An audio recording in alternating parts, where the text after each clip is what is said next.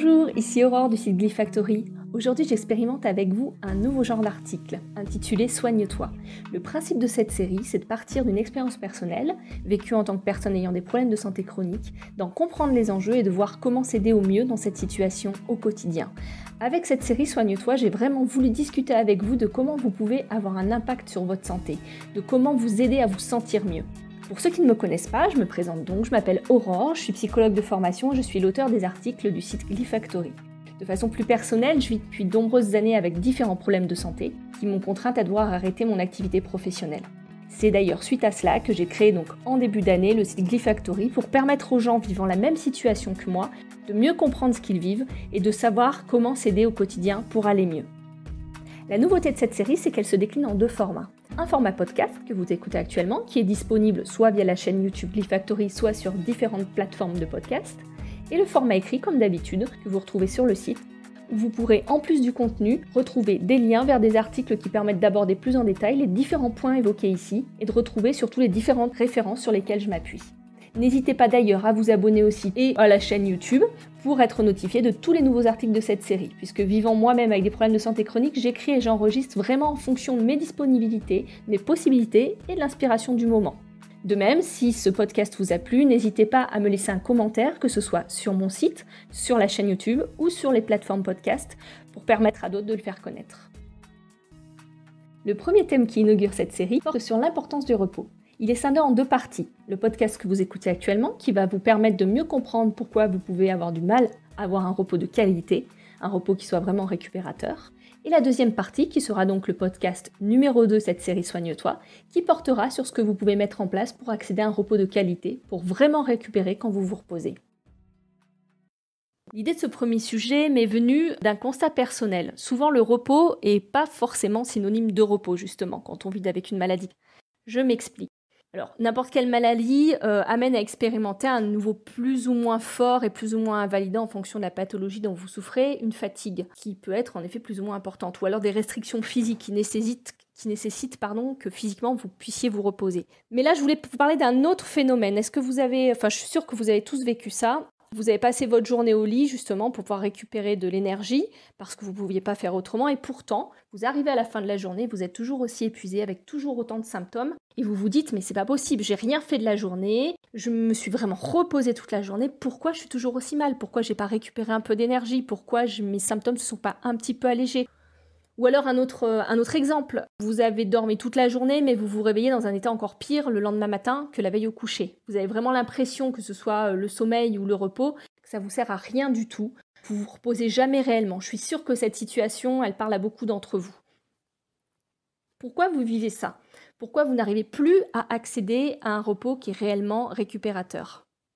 Alors, je mets de côté toutes les explications qui seraient liées à des troubles du sommeil ou alors à des douleurs invalidantes qui vous empêchent vraiment de vous reposer. Je vais vraiment vous parler d'un autre phénomène qui se met en place sans même que vous en ayez conscience et qui vous empêche de vous reposer vraiment. En fait, de façon physiologique, sans vous en rendre compte, vous luttez contre le repos. Je vous entends déjà râler derrière votre écran en vous disant « mais qu'est-ce qu'elle raconte ? Elle raconte n'importe quoi. Quel rapport lutter contre son repos ? Quand on dort. Si je me couche, forcément je me repose. Qu'est-ce que je pourrais faire de plus puisque je fais déjà rien ?» Alors non, en fait, justement, et c'est ce que je vais vous expliquer, c'est comment ça se passe au niveau biologique et comment vous pouvez être amené justement à vous empêcher de vous reposer, mais sans en avoir conscience, on est d'accord. Qu'est-ce qui se met en place au niveau biologique, biochimique qui va vous empêcher de vous reposer ? Attention, ici, je vous parle bien de lutter contre le repos. Mais je ne parle pas de toutes ces fois où vous n'avez pas le choix, où vous ne pouvez pas, vous n'êtes pas dans une situation où physiquement vous pouvez prendre une pause, prendre un moment de repos, aller vous coucher. Vous travaillez, vous êtes au boulot, ou alors vous êtes chez vous mais vous devez vous occuper de vos enfants, vous n'avez pas cette possibilité d'aller physiquement vous reposer. Je parle vraiment de tous ces moments où vous allez vous allonger parce que vous êtes épuisé, parce que vous ne pouvez plus tenir debout et où vous n'arrivez pas à vous reposer. Je parle pas non plus toutes les fois où vous pourriez prendre un moment pour vous reposer, mais où vous vous l'octroyez pas, c'est-à-dire toutes les fois où vous allez opposer une résistance vraiment, on va dire, consciente. Toutes ces fois où vous allez vous gaver l'esprit de « il faut, je dois, ma maison est en désordre, je dois vraiment ranger, j'ai pas le temps d'aller me reposer », où vous vous mettez des impératifs qui finalement, si vous y réfléchissez avec un petit peu de recul, peuvent être faits peuvent être décalés, mais où vous vous mettez ces impératifs et vous vous empêchez d'aller vous prendre une pause, d'aller vous coucher, d'aller vous reposer alors que ça serait vraiment nécessaire pour votre corps. Je parle vraiment de ces moments où vous allez vous coucher, où physiquement vous allez vous reposer, que ce soit dans votre lit, sur votre canapé, mais où le corps ne se repose pas vraiment et n'est pas en capacité de récupérer. Alors il y a plusieurs possibilités. Il y a la possibilité où vous allez vous reposer et où vous savez pourquoi vous ne vous reposez pas en soi, parce que le mental ne se repose pas. Vous êtes en train soit d'auto-alimenter un dialogue comme ça destructeur, où vous ruminez soit des pensées catastrophes en boucle, de style j'anticipe le futur, vu mon état, je vous projetez dans tout ce que vous avez à faire dans les jours à venir, et si jamais ça se calme pas, et si je reste aussi épuisée, et si j'ai toujours ces douleurs, comment je vais faire? Je vais pas réussir à assurer ma journée de travail demain, ou ce soir je dois absolument chercher mes enfants à l'école, mais comment je vais faire? Ou alors, vous savez, ces pensées où on essaie de contrôler la situation, alors que par définition elle est incontrôlable, puisqu'on peut pas contrôler son corps. Ou toutes ces fois où vous refaites le passé en vous disant « Oulala, mais ça s'est aggravé, qu'est-ce que j'ai fait de mal? D'où ça vient? Peut-être que j'ai mangé quelque chose qui va pas, ou alors oula, j'aurais pas dû faire cette activité, c'est ça qui m'a provoqué ça. » En fait, vous vous rajoutez une dose de stress pour rien, puisque vous n'allez pas refaire le passé. Vous rajoutez quoi? Une couche de culpabilité, des fois c'est aussi une couche de victimisation, histoire de bien vous enfoncer encore plus profond. Pourquoi je me sens dans cet état? C'est horrible et j'ai pas de chance, et comment je vais faire, et on me comprend pas, et c'est catastrophique et les médecins ne m'aident pas. Enfin voilà, vous voyez un petit peu l'idée où on se rajoute du stress là où on en avait déjà, là où on était déjà épuisé, on se rajoute du stress à gérer. Le résultat, c'est que d'une, vous vous reposez pas, mais en plus vous aggravez votre état de santé sans vous en rendre compte. Donc ça, c'est des situations où on arrive relativement bien à comprendre pourquoi on se repose pas. Mais là, vraiment, ce que j'ai envie d'aborder avec vous, c'est quelque chose un peu plus insidieux. C'est toutes ces fois où vous vous couchez, vous reposez, vous pensez à rien de spécial et pourtant votre repos n'est pas récupérateur. C'est vraiment un état, on va dire, de résistance qui va être inconscient. Vous pensez bien faire, vous êtes au lit, vous êtes sur votre canapé, mais votre corps, lui, il n'est pas en état de repos même si vous êtes immobile et vous ne comprenez pas pourquoi. En fait, vous croyez vous reposer parce que vous êtes couché, mais en fait, votre cerveau, il n'est pas du tout au repos, donc ce repos ne vous sert à rien du tout. Je vais vous expliquer ce qui se passe réellement dans ce cas-là. Pour vraiment comprendre, il faut vraiment re-rentrer dans le détail du fonctionnement de votre système nerveux autonome. Le système nerveux autonome, c'est ce qui est chargé vraiment de maintenir l'équilibre optimal dans votre corps, ce qu'on appelle l'homéostasie. Donc pour ceux qui voudraient plus d'infos, là je ne vais pas rentrer dans les détails, mais je vous conseille d'aller voir sur le site les liens en bas de page qui vont être référés aux articles qui expliquent comment le système nerveux maintient notre santé. Je vais vraiment vous simplifier tout ça pour que vous compreniez de quoi je parle rapidement. L'idée, c'est vraiment que sans qu'on s'en rende compte, notre corps, il passe son temps à adapter notre biochimie, notre biologie pour répondre au mieux aux besoins, puis pour nous permettre d'évoluer, de nous adapter à notre environnement, puis aux tâches qu'on veut effectuer. Tout cela, ça se fait vraiment d'une manière complètement inconsciente au sein d'une vieille partie dans notre cerveau qu'on appelle quelquefois le cerveau reptilien qui est basé dans le tronc cérébral. Et c'est l'endroit où est basé aussi le système nerveux autonome, enfin une partie du système nerveux autonome. L'idée pour bien comprendre pourquoi vous ne vous reposez pas, c'est de comprendre comment fonctionne ce système nerveux autonome. Il est vraiment composé de plusieurs branches. Alors vous avez peut-être déjà entendu parler du sympathique et du parasympathique. Je vais rentrer un peu plus dans les détails parce qu'en fait on s'est rendu compte que le parasympathique c'était pas aussi simple que ce qu'on pensait. C'était pas parce qu'il était activé qu'on se reposait et qu'on se sentait mieux. Il y a vraiment une branche spécifique qui est dans ce système nerveux parasympathique, qui est une branche du nerf vague qui s'appelle le vagal ventral, qui va être en charge de réguler de manière optimale tout votre système nerveux pour que vous soyez en forme, pour que vous puissiez être actif quand c'est nécessaire, vous reposer et récupérer de l'énergie quand vous en avez besoin. Cette branche, c'est la branche qui va vous permettre de guérir, de reconstruire, de récupérer. À côté de ça, vous avez deux autres branches qui sont plus anciennes. Donc le fameux système nerveux sympathique qu'on connaît en général, qui s'appelle la réponse fight and flight, excusez-moi pour mon accent, qui est vraiment en charge de mobiliser toute l'énergie de votre corps, de la récupérer partout aux endroits où il y a de l'énergie pour échapper à une menace qui sera à court terme. C'est vraiment une réponse d'urgence. Mais il y a quelque chose qu'on connaît moins, qui est le système nerveux parasympathique, mais qui est une vieille branche du système nerveux parasympathique, une vieille branche du nerf vague, qui s'appelle le dorsal. C'est ce qui est responsable de ce qu'on appelle la freeze réponse, la réponse d'immobilisation de gel. Alors ça vous parle peut-être pas, mais c'est ce qui est responsable par exemple du malaise vagal, qui fait qu'à un moment, pouf, quand les choses sont trop compliquées, le corps choisit de s'éteindre par lui-même sans que vous en ayez conscience et sans que vous puissiez le contrôler. L'idée, c'est vraiment d'échapper à un danger mortel. C'est une très très vieille réponse de l'organisme. C'est une réponse vraiment de survie de base. Donc voilà pour le topo vraiment rapide du système nerveux. J'ai été très rapide, donc n'hésitez pas s'il y a besoin à aller voir un peu plus sur le site comment ça fonctionne.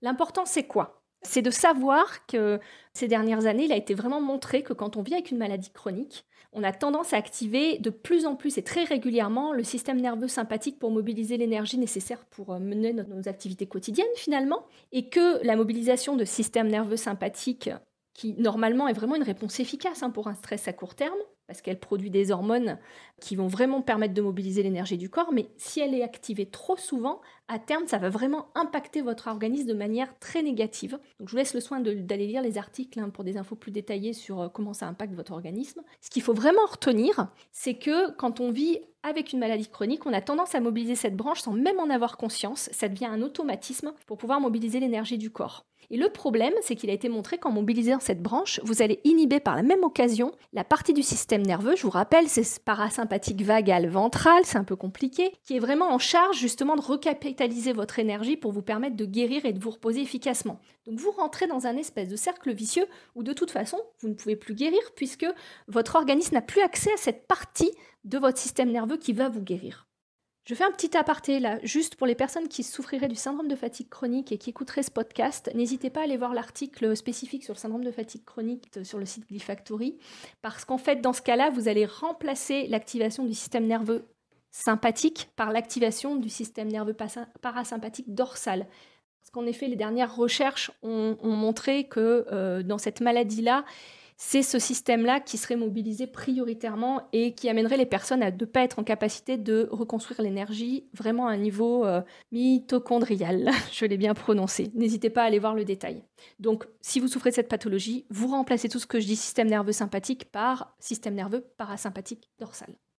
Pour en revenir au sujet de ce podcast, pourquoi vous ne vous reposez pas réellement ? Vous ne vous reposez pas réellement parce que sans en avoir conscience, votre organisme mobilise ces deux branches, l'une ou l'autre en fonction de votre pathologie. Ces deux branches qui sont finalement des systèmes de défense de votre organisme et qui fait que votre organisme n'est pas en état de récupérer, remobiliser l'énergie puisqu'il n'arrive plus à activer cette branche du système nerveux qui justement est en charge de récupérer, vous reposer et pouvoir fonctionner au quotidien de manière optimale. Je vous fais donc un petit résumé de tout ce dont on a parlé. En fait, vous pouvez rencontrer deux types de situations qui vont vous empêcher de vous reposer. Celle où le mental tourne en boucle. Là, c'est relativement facile de comprendre pourquoi vous n'arrivez pas à vous reposer, car vous êtes plus stressé que détendu. Et celle dont on n'a pas conscience, car cela se passe de façon automatique dans le corps, sans qu'on le saute forcément, sans qu'on se sente stressé ou tendu. La seule façon qu'on a d'en prendre conscience, c'est le fait que notre sommeil n'est pas récupérateur. Cette situation, c'est quand le corps lui-même n'arrive plus à activer le système qui est en charge de nous calmer, de nous reposer et surtout de recapitaliser notre énergie. Rappelez-vous le système vagal ventral, qui est lié au système parasympathique. Dans ces deux situations, de toute façon, l'une ou l'autre, le mécanisme reste le même. Donc pour répondre à la question initiale, pourquoi votre repos n'est pas récupérateur, en fait c'est tout simplement parce que les systèmes de défense de votre organisme se mettent en route de façon extrêmement facile et surtout de façon inadaptée au regard de la situation que vous rencontrez. Ceci c'est vraiment à cause de la chronicité de la maladie dont vous souffrez qui perdure dans le temps. L'activation de ces systèmes de défense inhibe dans le même temps la branche vagale ventrale qui est cette fameuse branche en charge de conserver la santé, de vous guérir, de vous faire vous sentir bien tout simplement. Donc expliquer ainsi, ça peut vous paraître un petit peu fataliste car par nature le système nerveux autonome est autonome, donc on n'a pas forcément de contrôle sur celui-ci. Alors comment faire pour remobiliser cette branche du système nerveux qui va vous permettre de vous reposer ? C'est ce que nous verrons dans le deuxième podcast de Soigne-toi, qui correspond donc à la deuxième partie de cet article. Nous discuterons de ce que vous pouvez mettre en place pour parler le langage de ce vieux cerveau qui abrite votre système nerveux autonome, pour lui permettre d'activer de nouveau la branche du système nerveux qui va vous permettre d'accéder à un repos de qualité réellement récupérateur. Voilà, c'est tout pour ce premier podcast. J'espère qu'il vous a plu et que vous avez pu mieux comprendre ce que vous vivez. N'hésitez pas à me faire des retours en commentant soit sur la chaîne YouTube, soit sur le site Glyfactory. Si ce podcast vous a plu, vous pouvez me le dire également grâce au petit pouce bleu de YouTube ou un j'aime sous mon article. D'une part, ça va m'encourager et me motiver à continuer, et puis d'autre part, ça permet de me faire connaître, car plus il y a de vues, plus il y a de commentaires sur un site ou une chaîne YouTube, plus le contenu va être référencé par Google. N'hésitez donc pas à partager aussi par le biais des réseaux sociaux. Je vous remercie fortement pour votre temps d'écoute et je vous dis à très bientôt pour la suite de cet article.